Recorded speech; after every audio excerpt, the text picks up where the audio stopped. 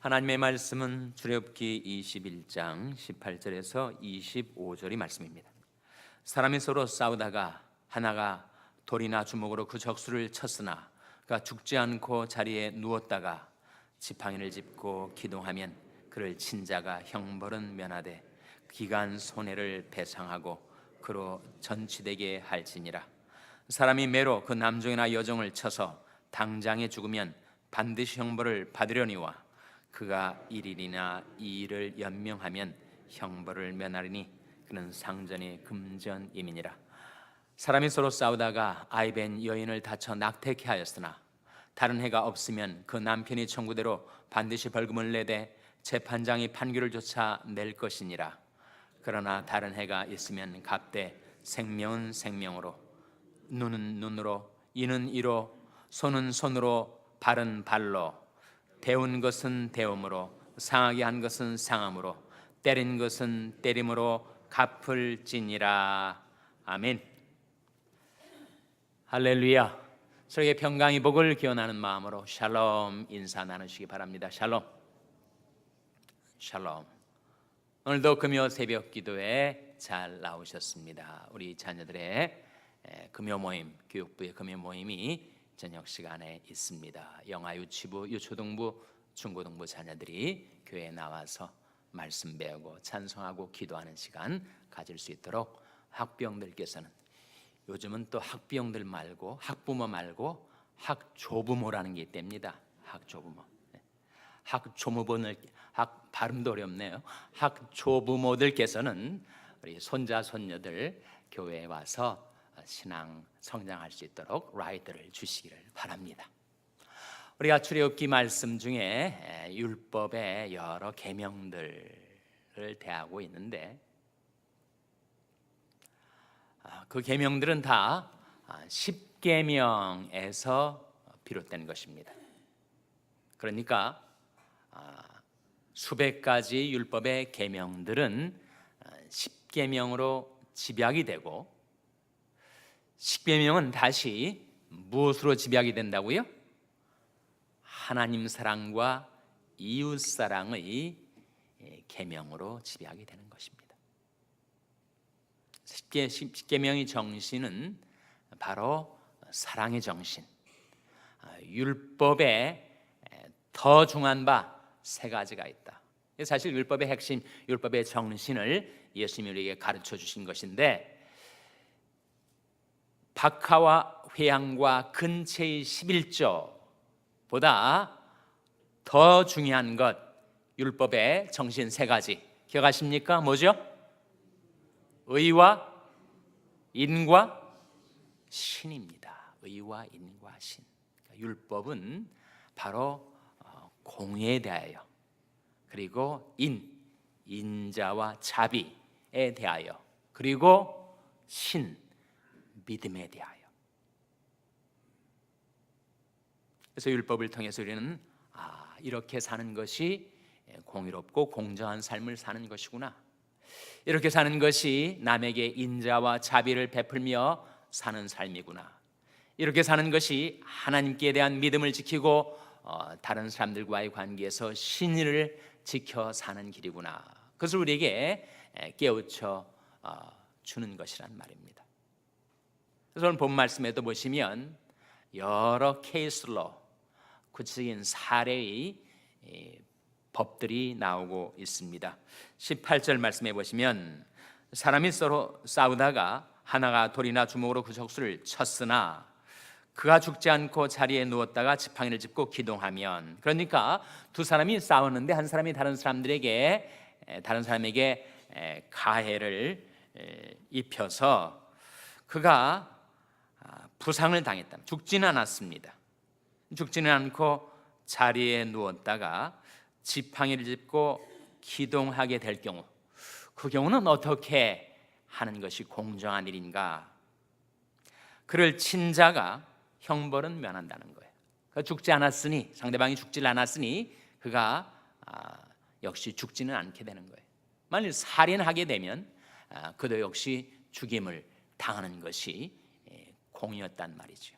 죽지 않고 살아 기동하고 지팡이를 짚고 운신하고 움직여 살고 있게 될 경우, 그 경우는 어떻게 해야 되는 것인가?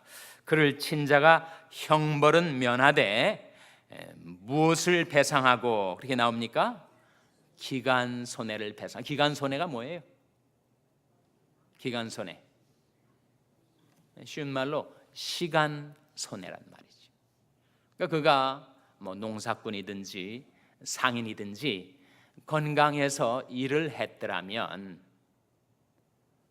그가 많은 수입을 올렸을 텐데, 부상을 당해서 병상에 있는 동안 움직이지 못하고 경제 활동을 하지 못했을 경우에 그 기회병이라는 것이 있지 않은가, 그것까지 배상하게 한 거죠. 이게 굉장히 선진적인, 지금의 기준으로 봐도 다친 사람 고쳐주는 것에 그칠 뿐만 아니라 그가 건강해서 활동했을 경우에 그가 벌어들였을 시간을 통해서 수입을 올렸을 그 기간 손해까지 배상하게 하신 거죠. 그러니까 물질뿐만 아니라 시간 면에 있어서도 배상을 하도록 하신 것입니다. 그래서 기간 손해를 배상하고 그로 무엇되게 할지니라, 이렇게 나옵니까? 전치되게. 전치가 뭐예요? 완치되게, 완전히 회복될 때까지 모든 병원 비용까지 다 물게 하신 거죠. 그가 죽었다면 그도 죽임을 당할 뻔했었으나 다행히 자기가 가해를 입힌 사람이 죽지는 않고 부상을 당했을 경우에 그가 경제활동을 하지 못할 때 그 시간에 해당되는 비용도 배상해주고, 또 다쳤던 그 몸도 전치되도록, 완치되도록 모든 비용을 다 배상하게 한 것입니다.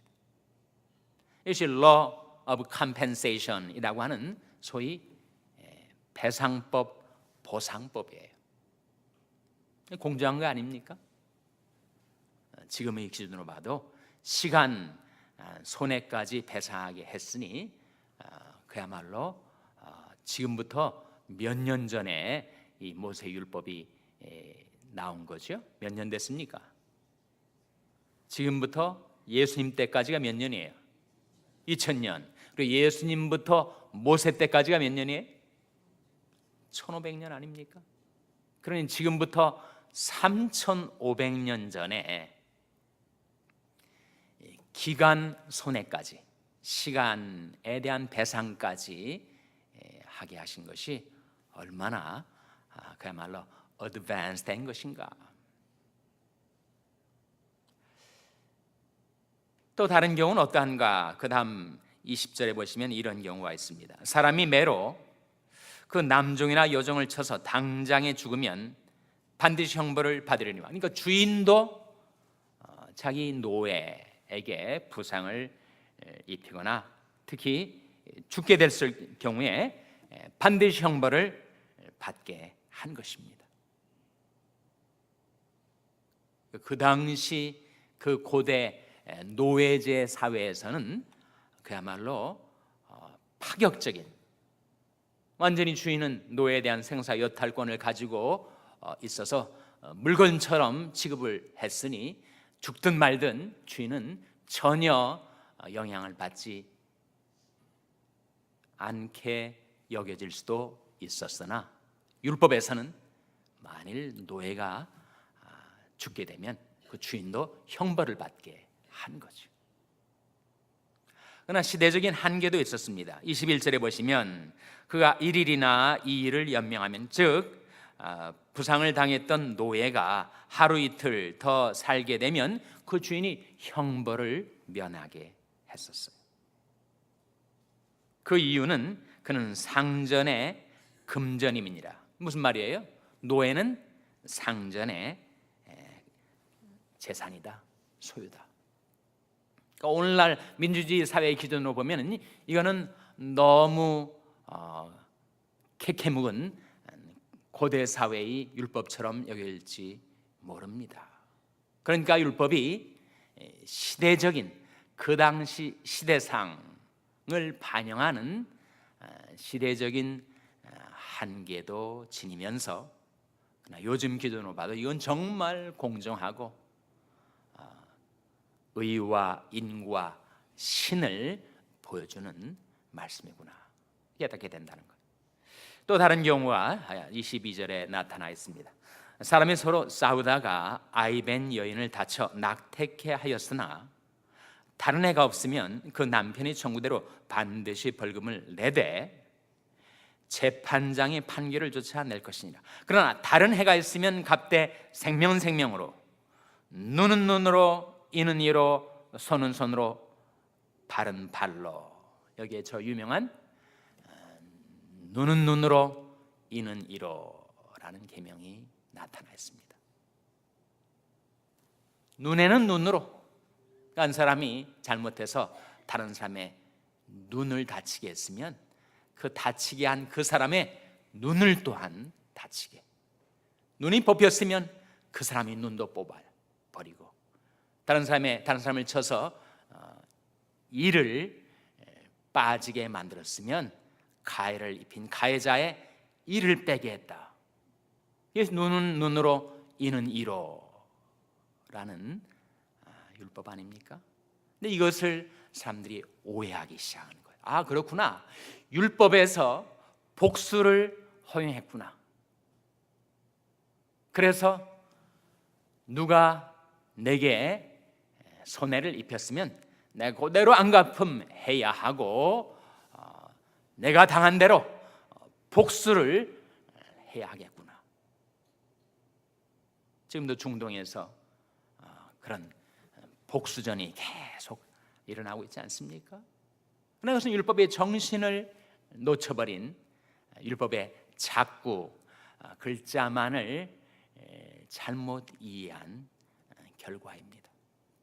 눈은 눈으로 이는 이로라는 율법의 계명이 주어진 이유가 뭐예요?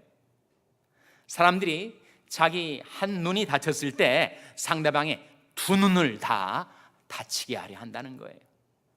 이가 하나 빠졌을 때 모조리 그 이를 다 그야말로 상대방이 이빨을 뽑아내려고 혈안이 돼서 달겨들게 된다는 거예요.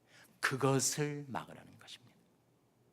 무제한의 복수, 그 사람이 복수심에 불타오르면 그야말로 과도하게 자기가 당한 이상으로 상대방의 우애를 가하려 하는 인간의 죄성, 그것을 율법으로 통제하려 하셨던 거죠. 그러니까 눈은 눈으로 이는 이로라는 그 계명의 뜻은 무제한으로 복수해도 좋다라고 하는 말씀이 아니고, 인간 안에 있는 그 죄성이 걷잡을 수 없이 상대방을 하여 복수심으로 불타오르지 못하도록 그것을 한정하는, 그것을 막아 놓으려 하시는 하나님의 계명이었습니다. 그래서 눈은 눈으로 이는 이로로 대표되는 이 오늘 우리가 대하고 있는 이 Law of Compensation, 이 보상법에 담겨진 깊은 뜻이 무엇인가? 율법이 공중에 떠 있는 법이 아니고 이스라엘 사회에서 구체적으로 사람들이 살아가는 삶의 자리에 해당되는 법이다 보니까 시간적으로 한정 지어진 그런 계명들이 나타나지만, 우리가 놓쳐서는 안 되는 것은 바로 그 율법에 흐르는 그 원리, 그 진리인데, 이 보상법의 진리를 통해서 우리에게 깨우쳐 주려 하는 것. 로마서 6장 23절에 죄의 삭은 무엇이라고요? 죄의 삭은 사망입니다. 사람이 죄를 지으면 그 죄값을 치르기 위해서 죽어야 했습니다. 살인하지 말라, 간음하지 말라, 도적질하지 말라 명하셨는데 내가 남을 미워하고 살인을 했고 또 음욕을 품고 간음을 했고 그리고 남의 물건을 탐하여 도적질을 했으면 어떻게 되는가? 내가 죽어야 한다는 거죠. 왜? 죄의 삭은 사망이니까 그 보상법에 나온 대로 죄를 지으면 내가 죽어야 마땅했어요. 그런데 모든 사람이 죄를 범하였음에 하나님의 영광에 이르지 못하더니 의인은 없나니 하나도 없음에, 그러니까 모든 사람들이 다 자기가 지은 죄로 죽게 되어 있었단 말이죠. 그때 하나님께서 예수 그리스도를 이 세상에 보내셔서 온 세상의 죄를 다 예수 그리스도에게 옮겨 놓으시고 세상 죄를 지신 하나님의 어린 양으로서 십자가에 피 흘려 죽게 하셨다. 예수님이 짊어진 그 세상 죄 속에는 바로 내 죄도 들어있었는데 예수님께서 나를 대신해서 내가 죽어야 될 그 죽음을 죽으셨다. 베드로전서 3장 18절 말씀 한번 찾아보시기 바랍니다. 베드로전서 3장 18절 말씀을 찾아서 한번 같이 읽겠습니다. 베드로전서 3장 18절 말씀은 신약성경 380면입니다. 신약성경 380면. 베드로전서 3장 18절 말씀. 구약에서 신약으로 옮겨가기가 상당히 시간이 걸릴 겁니다. 자, 베드로전서 3장 18절 말씀, 신약성경 380면. 찾으셨습니까? 같이 읽겠습니다. 시작. 그리스도께서도 한번 죄를 위하여 죽으사 의인으로서 불의한 자를 대신하셨으니 이는 우리를 하나님 앞으로 인도하려 하심이라. 육체로는 죽임을 당하시고 영으로는 살리심을 받으셨으니, 이 말씀 가운데 그리스도께서도 한 번 죄를 위하여 죽으사 의인으로서 불의한 자를, 이 불의한 자가 누굴까요? 불의한 자가 바로 나라는 거예요. 내가 불의한 자 아니었습니까? 내가 하나님의 계명을 계속해서 위반하고 범하고 죄짓고 그렇게 살아왔던 나, 죄가 죄인 줄도 모른 채 그렇게 죄를 먹고 마시며 살았던 불의한 나를 대신하셨다. 죄가 없으신 예수님, 죄를 범치 않으신 예수님, 죄를 알지도 못하시던 예수님께서 의인으로서 불의한 나를 대신하여 죽으신 것, 그래서 하나님의 보상법이에요. 죄 삭은 사망이라. 내가 지은 죄 때문에 내가 죽어야 했는데 그 삭슬, 그 페이먼트를 예수님께서 대신 지불하셔서 의인으로서 불의한 자를 대신하셨으니 그 목적이 뭐라는 거예요? 그 무엇을 위해서라는 것입니까? 이는 우리를 하나님 앞으로 인도하려 하심이라. 죄에 매여서 고달픈 인생을 살던 나, 죄악 가운데 방황하며 헤매던 나를 향하여 예수가 우리를 부르는 소리, 더 이상 방황하지 말고 오라 하시는도다. 주님께서 의인으로서 불의한 나를 대신하여 죽으신 것은 나를 하나님 앞으로 인도하시기 위하여. 그래서 사실 우리가 그래서 하나님께로 돌아오는 것 아닙니까? 예수 믿고 죄 용서받고 하나님의 자녀가 되어서 하나님 앞에서 우리가 살아갈 수 있게 된 것, 그것이 바로 여기에 예수님께서, 그리스도께서 한 번 죄를 위하여 죽으사 의인으로서 불의한 자를 대신하셨으니 이는 우리를 하나님 앞으로 인도하려 하심이라. 그리스도의 희생의 사랑을 기억하고 주님께서 우리를 부르시는 음성, 부드러운 주님의 음성을 듣고 이제는 하나님께로 돌이켜 나와 하나님 앞에서 살아가는 저와 여러분 될 수 있기를 주님의 이름으로 축원합니다. 기도하시겠습니다. 말씀 기억하며 하나님, 그리스도의 희생의 사랑에 감사를 잊지 않고 이젠 죄를 멀리하고 하나님 앞에서 살게 하여 주시옵소서. 기도하시기 바랍니다. 우리 자녀들 위해서 기도할 때 하나님, 저희 자녀들이 이제는 방황을 그치고 예수가 우리를 부르는 소리를 듣고 하나님 앞으로 인도받게 하여 주시옵소서. 자녀들을 위해서 기도하시기 바랍니다. 병상에 약한 지체들을 위해서 기도해 주시기를 바랍니다. 주님께서 긍휼과 권능의 손으로 안수해 달라고 기도해 주시기 바랍니다. 우리 샬롬교회를 위해서 기도할 하나님, 저희 샬롬교회가 고마우신 구세주 우리 주 예수님께 늘 감사하며 죄를 멀리하고 하나님께로 날마다 돌이키는 교회가 되게 해달라고 기도해 주시기 바랍니다. 여러분의 생업을 위해서 기도하시고 말라위의 김용진 선교사님을 위해서 기도해 주시기를 바랍니다. 교육관 건립을 위해서 기도해 주시기를 바랍니다. 하나님께로 회개하고 돌이킨 죄들을 성령으로 충만케 하여 주시옵소서. 이런 제목들로 우리 합심해서 기도하겠습니다.